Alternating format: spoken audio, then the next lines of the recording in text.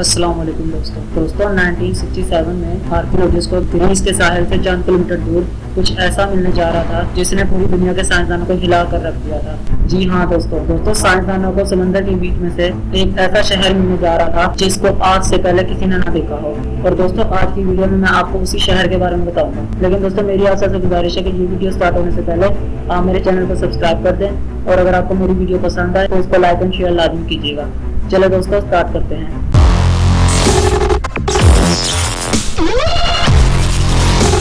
दोस्तों 1967 में maritime archaeologist Greece के साहिल से चंद किलोमीटर दूर एक ऐसे आइलैंड पे गया जो आज पेलोपोनेसिस के नाम से जाना जाता है। दोस्तों हर बार जब भी निकोलस डाइव करता था तो वो कुछ न कुछ नया तलाश करने जाता था, लेकिन हर बार वो नाकाम होता था। लेकिन इस बार इसको कुछ ऐसा मिला जिसने पूरी दुनिया के आर्कियोलॉजिस्ट को हिला कर रख दिया।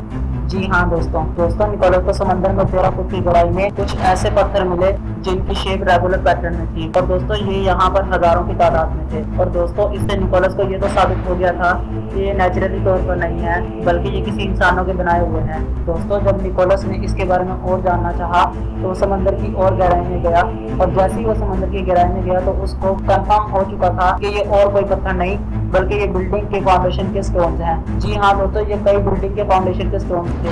दोस्तों निकोलस को ये तो पता चल गया था कि ये स्टोन बिल्डिंग के फाउंडेशन के स्टोन्स हैं, लेकिन उसको ये नहीं समझ आ रही थी कि ये समंदर के बीच में कर क्या रहे हैं। और उसको ये भी रियलाइज होने लग गया था कि उसने कोई एक्स्ट्रा ऑर्डिनरी चीज तलाश की है, इसीलिए वो इसके बारे में और जानना चाहता था। इसीलिए दोस्तों निकोलस उस दिन तो चला गया, लेकिन जब वो दोबारा आया तो वो पूरी तैयारी के साथ और दोस्तों अपने साथ पूरी एक टीम को भी लेकर आया। और जैसे ही पूरी टीम ने इन पत्थरों को देखा तो वो सारे के सारे दंग रह गए। जी हाँ दोस्तों उनको यहाँ पर इंसान के इस्तेमाल की सारी चीजें मिली, मिट्टी के पत्थर से लेकर तमाम वो टूल्स जो अहम किरदार अदा करते हैं। और यहाँ तक कि दोस्तों उनको बिल्डिंग के फाउंडेशन भी नजर आई और इसके अलावा उनको यहाँ पर कच्ची सड़कें भी नजर आई। और दोस्तों इससे ये पता चलता है कि ये कोई छोटी मोटी बस्ती नहीं थी बल्कि ये पूरे का पूरा एक शहर आबाद था। दोस्तों निकोलस ने एक ऐसा शहर तलाश किया था जो हजारों साल पहले समंदर के अंदर छुपा हुआ था और आज तक कोई इसको ढूंढ नहीं पाया था। और जब निकोलस ने इस शहर को ढूंढा तो इस शहर का नाम पाब्लो पेट्री रख दिया गया।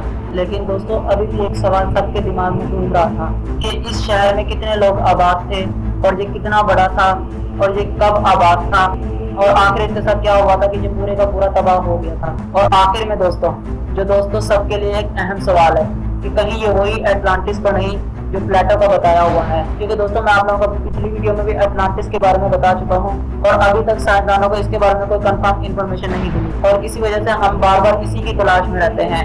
दोस्तों ये सारे वो सवाल थे जिनके बारे में साइंसदान पता लगाने की कोशिशें कर रहे थे, लेकिन वो हर दफा ही नाकाम हो रहे थे। लेकिन दोस्तों जैसे जैसे टेक्नोलॉजी का दौर बढ़ता गया वैसे वैसे इसके राज भी खुलते गए और अब पाब्लो पेट्री पर टेक्नोलॉजी का इस्तेमाल करना था।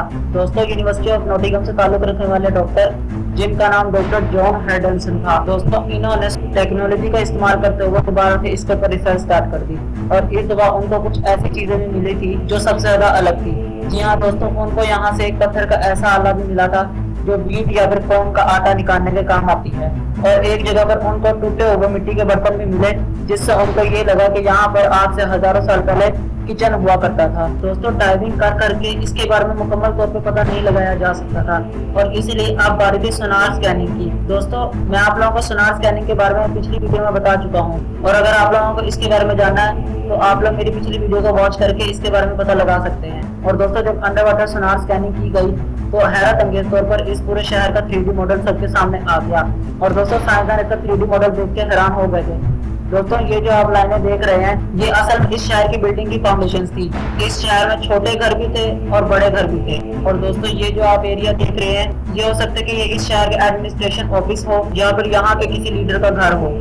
और दोस्तों बिल्डिंग की इस जगह पर हो सकता है कि यहाँ पर मार्केट हो या फिर कोई प्लेग्राउंड हो। लेकिन दोस्तों एक ऐसी चीज भी थी जिसने आर्कियोलॉजिस्ट को परेशान करके रखा था। दोस्तों यहाँ पर रेगुलर पैटर्न पर घरों के डिजाइन बने हुए थे जिस तरह आज के मॉडर्न दौर में बने हुए हैं। दोस्तों ये एरिया 20 एकड़ के लगभग फैला हुआ था और रिसर्च से ये भी मालूम हुआ कि यहाँ पर कम से कम 5000 लोग रहते थे। लेकिन दोस्तों अभी भी एक सवाल था कि ये लोग आखिर कौन थे और किस दौर में रहते थे। दोस्तों पाब्लो पेट्री में जो रिसर्चर्स को मिट्टी के बर्तन मिले थे उनकी जब कार्बन डेटिंग की गई तो पता चला कि ये मिट्टी के बर्तन आज से 5,500 साल पुराने हैं। और दोस्तों इस बात का कई बार हिस्टोरिकल लोकेशन से सबूत मिल चुका है कि ये मिट्टी के बर्तन ब्रॉन्ज एज में बनाए जाते थे। और दोस्तों इस बात से रिसर्चर्स को कंफर्म था कि ये पावलो पेट्री का शहर आज से 5,500 साल पहले पानी के ऊपर हुआ करता था। और दोस्तों यही वो दौर था इंसान पत्थरों से बने घर भी बनाया करते थे। दोस्तों पावलो पेट्री के लेआउट को जब दोबारा कंप्यूटर ग्राफिक की मदद से रिडिजाइन किया जाए तो वो कुछ ऐसा दिखेगा। लेकिन दोस्तों यहाँ पर इतनी प्लानिंग के साथ इस सिटी को बनाने की क्या जरूरत थी? इसके बारे में साइंसदानों को ये पता चला कि पावलो पेट्री एक ऐसी जगह है जहाँ पर पूरी दुनिया में बहुत आसानी से चीजें एक्सपोर्ट की जा सकती हैं। और दोस्तों अब साइंसदान को ये तो पता चल चुका था कि पावलो पेट्री एक बिजनेस हब था। और दोस्तों रिसर्चर्स को कुछ सबूत मिले जिससे उनको ये भी पता चल गया कि यहाँ पर कपड़े की मैन्युफैक्चरिंग का हब हुआ करता था। दोस्तों एशियन दौर में जब भी कपड़े बनाए जाते थे तो उन धागों के किनारों पर एक इतने वजन के पत्थर लगा दिए जाते थे जिससे धागे में झोल ना पड़े और कपड़ा खराब ना होए। और दोस्तों रिसर्चर्स को यहाँ पर हजारों लाखों की तादाद में इस तरह के पत्थर मिले जिन्हें लूम बेड्स भी कहा जाता है।